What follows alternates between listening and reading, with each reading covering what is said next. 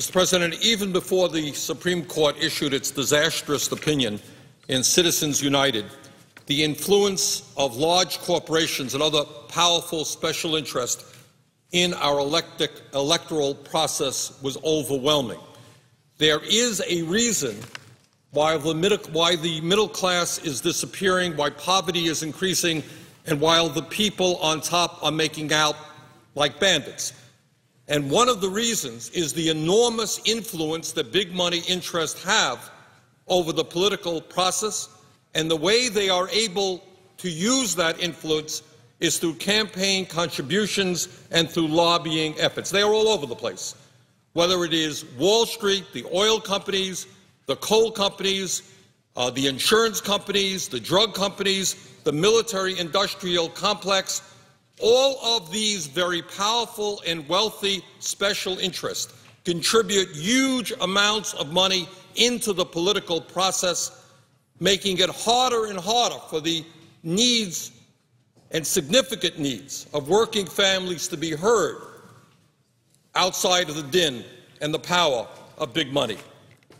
So, in other words, before this Supreme Court decision on Citizens United, we already had a very, very bad situation.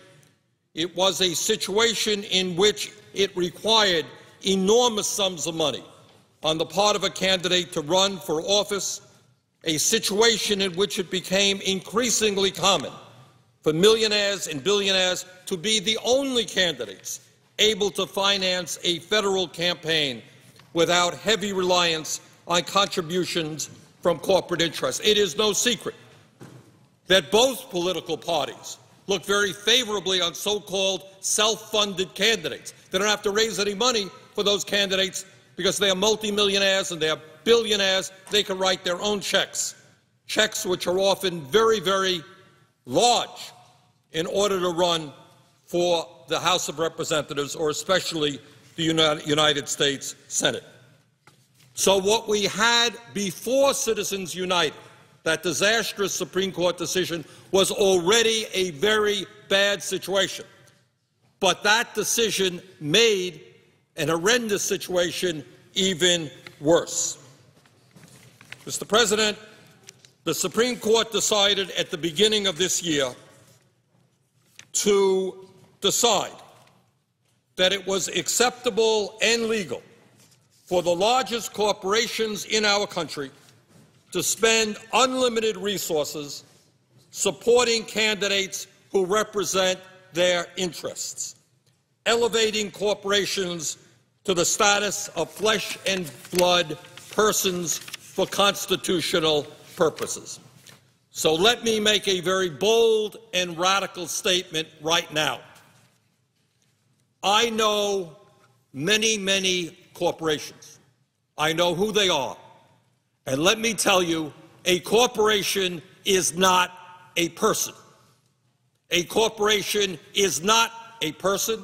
It is totally absurd to suggest that a corporation should have the First Amendment rights of individual Americans.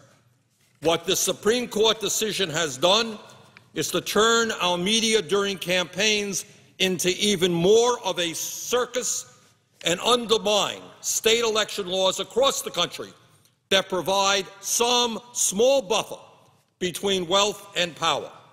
They have unleashed the vast coffers of corporate America by allowing them to spend whatever they want, unlimited sums of money, from their general bank account, not just their PACs, and not just on sham issue ads, but on telling people outright which candidate to vote for, something this country has not seen since 1947.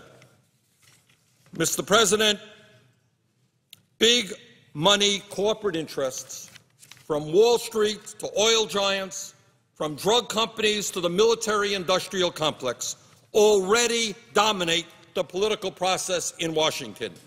It is inconceivable to me that not one Republican today voted to minimize the horrendous Supreme Court decision which will allow campaigns to allow corporations to put unlimited funds into campaign advertising with no disclosure whatsoever.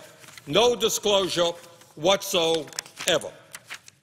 Mr. President, I think the American people must be wondering this afternoon what, to our Republican friends, could be wrong. What could be wrong with some simple checks on campaign spending, such as the following: requiring the CEO of a corporation that spends on campaign-related activity to stand by the ad that they have produced and say that he or she, quote-unquote, approves this message. If you, Mr. President, were running for office, or I'm running for office, we put an ad on television, that's what we've got to say.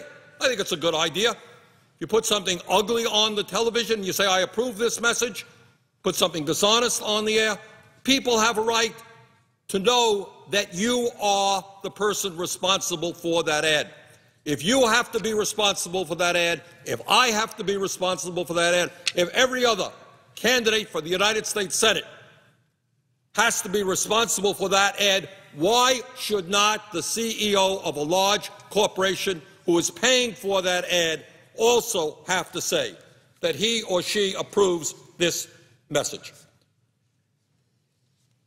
Mr. President, it is no great secret that a lot of money from abroad is being invested in American corporations.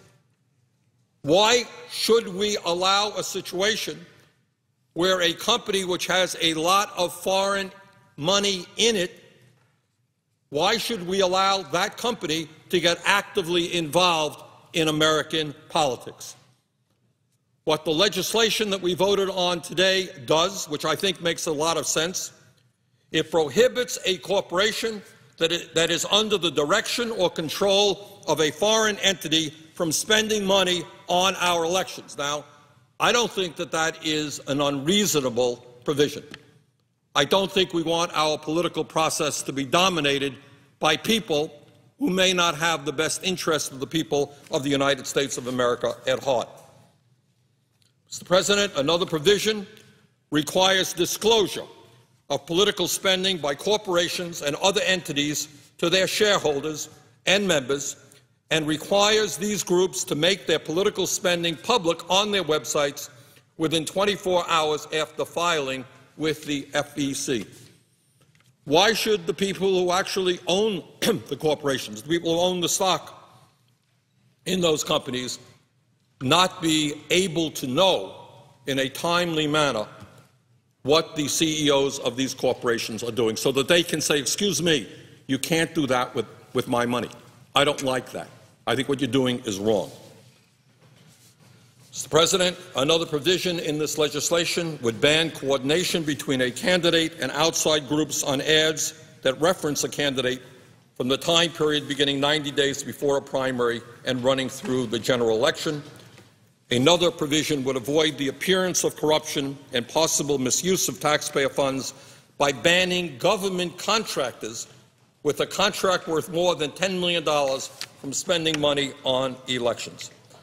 Mr. President, I think these are simple, straightforward provisions. I think that they are right, and I have a very hard time understanding how we could not get one Republican vote in support of these provisions. And my hope is that the Democratic leadership will not give up on this issue.